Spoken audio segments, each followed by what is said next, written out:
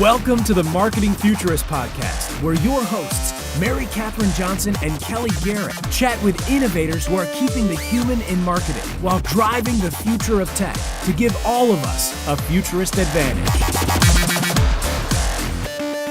Hey there, Futurists. I'm MKJ.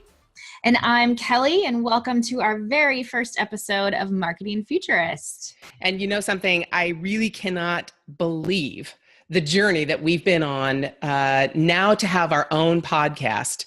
And it all started way back before, but this podcast came from a summit we started that started from a visit we had to San Francisco that started from, let's just go back and talk about how this whole thing started. We're talking a year and a half ago. Yeah. And it's so funny how things just line up like that. And especially in business, you know, you can't tell what the year and a half ahead of you is going to be. But when you look back, it was like, oh, wow, everything lined up exactly as it was supposed to be. That's so amazing. Yeah, it's really incredible. So we both joined Andrew Warner's Bot Academy. He started it he called them cohorts. I didn't even know what that word meant until I heard him say it. We were the first cohort of his training. And he started it back in January of 2017. I think we actually started our course, February of 2017. Yeah. Yep. And, we just building bots and having fun and getting to know each other. And there were I don't think there were very many of us, less than 50 people. Yeah. And there was like 3 females or 4 females, something like that. So I think you and I kind of took to each other immediately. Yeah, it was amazing. And then we were interacting in the group and, getting along and building bots and learning from each other and coming from our own experiences with marketing, which is, of course, very important with bots. It's not really about the bot, right? It's about what you put in it. Mm-hmm. And then Andrew ended the formal training part with a contest. And tell everybody what that contest was about and how it went. Yeah. So I remember when Andrew mentioned the contest, he was going to have a contest to see who would build the best bot in the group and fly that person to San Francisco to hang out with him and other tech people in the San Francisco tech scene. And oh my gosh, when I saw that contest go up, I was like, I want that. I'm going to win it. And I remember telling my husband, okay, there's this contest and I'm really going to enter. Is it okay if I spend the next week just immersed in this? Can you watch the kids? And he was on board with that. And I think we were both kind of like, oh, but if I don't win, no big deal, but at least we can take a week to kind of put in the work for it. So we entered and I was up the night before it was due, just trying to finish up some last minute things. And I think there was some sort of tech glitch or whatever. And as there always is when you're entering a contest, but my husband was sitting next to me. Oh my gosh, I've got notifications going off like crazy. Sorry about that. My husband was sitting next to me on the couch and we were just both tired as can be, but I'm like, no, I'm finishing this. I'm getting it up there. And it finally finished downloading or whatever it was doing. And so then that was it. I entered the contest and Andrew announced it on our next group call. And I was in the middle of taking my daughter to dance lessons. So I was having a hard time participating in the call and everything. And I remember there was one point where I was switching over. This is getting to be a long story. But I got to tell you, okay, so those of you listening and watching, you have to think about the opportunities that are presented to you and how seriously you take them and how serendipitous they are. Because they can direct the next phase of your life. So yes, it's a long story, but I'm telling you, listen, because it has an amazing ending. So go for it. Well, yeah. So fast forward, I won the contest. He flew me out to San Francisco and invited Mary to join. And Mary met me there. We hung out for a few days and we had the time of our lives. Andrew introduced us to Mikael Yang and Dan Gamito, who were an integral part to the Manychat team. If you know anything about Manychat, you probably know who those guys are. And we had this dinner that I will never, ever forget. We were looking at prototypes. It was one of those dinners that you dream of having, to just Yes. sit. If you're like us, okay, if you're anything like us, you love the creative side in addition to the nuts and bolts details. So getting down into the tech and putting this here and putting that there. But it starts with the creative. It starts with the big picture. And those are the kinds of dinners that are crazy amazing to me, or meetings where you're just talking high concepts. And what if we did this? And what if we did that? And what if the world worked this way? And just putting that stuff out there into the universe. And it's amazing how when you put those things out there, they actually start manifesting, because that's exactly what happened during this dinner. And my road to that contest was a little different from Kelly's. I didn't put any effort into my bot at all, except when I first started it and did this whole flow and did all these things and just left it alone. Because I was doing other things. And so in the contest, I didn't really prepare for it necessarily, except to just put stuff up that I thought people would need to know to get through my bot. And I had no expectation of winning. I definitely wanted to, because I wanted to go hang out in San Francisco, but I knew I didn't put the work in. So there was no reason for me to actually hope beyond hope. And I knew based on what Kelly had done, the incredible stuff that she had done with her bot, that she was going to win.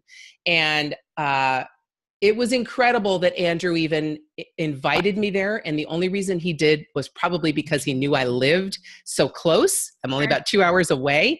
And I had also been integral in getting clients from the very beginning. So he wanted to talk to me about that. And so I'm very fortunate that I had a different approach to being able to hang out with Andrew.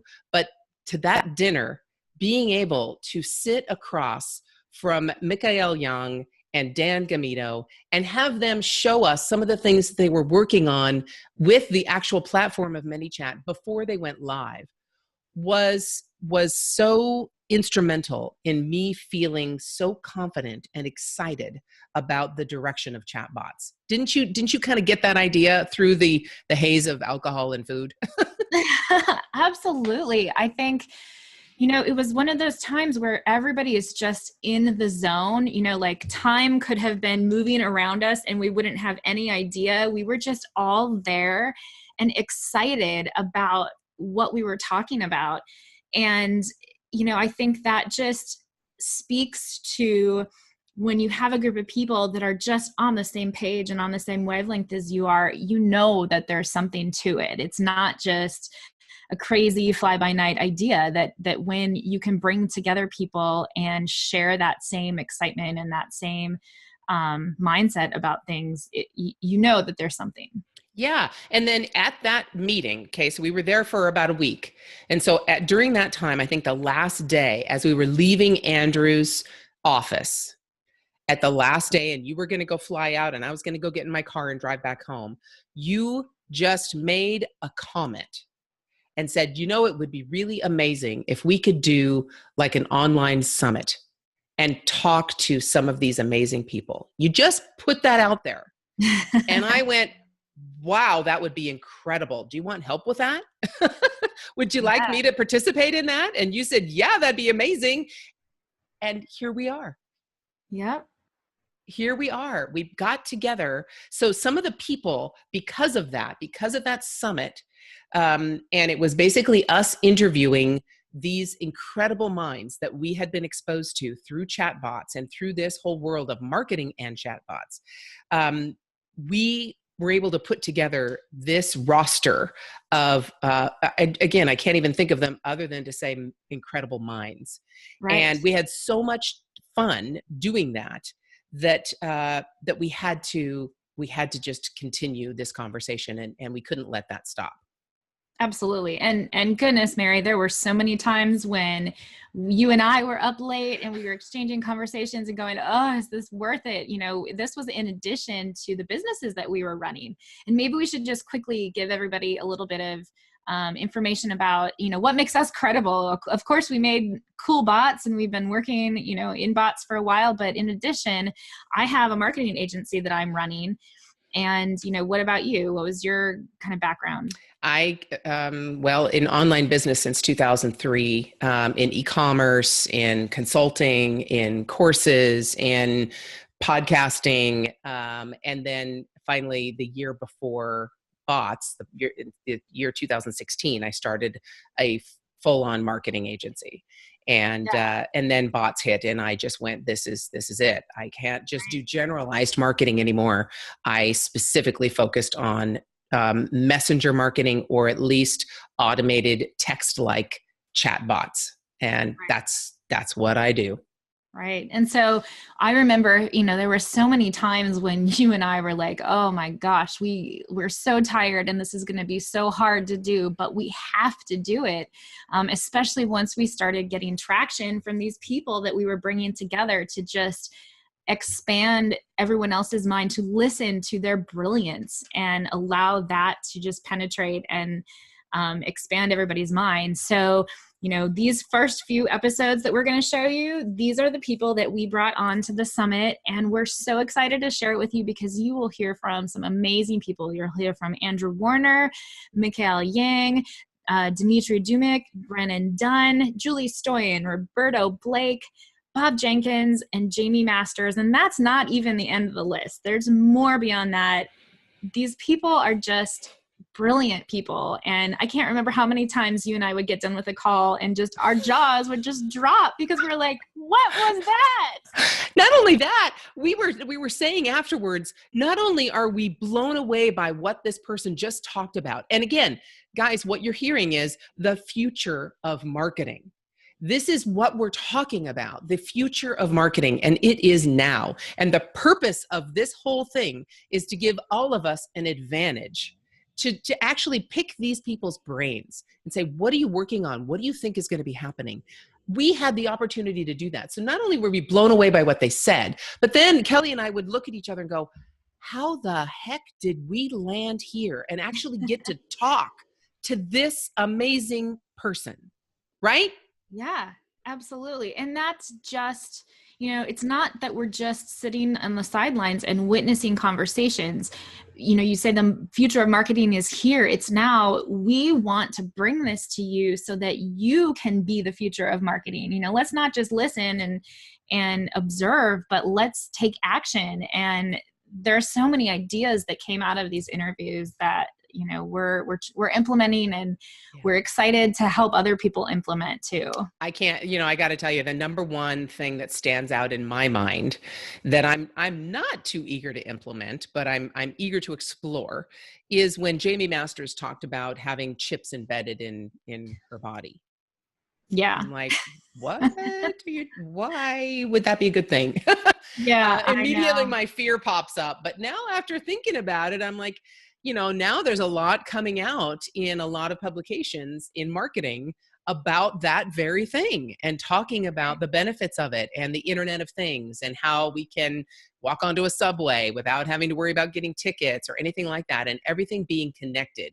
Now, I'm still not sure about embedding something in my body, but even recently there was a ring that somebody's passing around where you have a ring that basically is all coded with your stuff, and you just show the ring and you've got access. That's kind of a less invasive idea. I could get on board with that for sure. Yeah, I could definitely start with that. But yes, conversations like that. And she didn't just say it to be dramatic or sensational. She had purpose behind it. She had thought this out. She had already investigated the tech. These are the kinds of conversations we're having. These aren't just sensational conversations. They're things that people are working on right now. Like Brennan Dunn with Right Message. That was before Right Message was even launched, right? That we talked to him. And now it's launched and going amazing places, doing some incredible things, and drip and all that. So you need people listening to us. We are the future of marketing. All of us, and we can contribute into this. And basically our purpose, what we're excited to do with this podcast as an extension of the original summit we did, is to bring you a futurist advantage. That is it. That's what we're here to do. So if that's what you're interested in, this is only the beginning, my friends. All those people we talked about, you're going to hear from them, and you're going to hear exactly the things that Kelly and I have been diving into over the last year and a half. And we are so excited you're here because we need your input. We can't create the future of marketing. We can't get this futurist advantage without you. So are you ready to jump on board? Are you ready to join us on this incredible rocket ship and get the advantage for yourself? If you are, I hope you hang on for the ride. Get your futurist advantage by joining our Facebook group at marketingfuturist.co/group and tune in for our next journey into the future of marketing.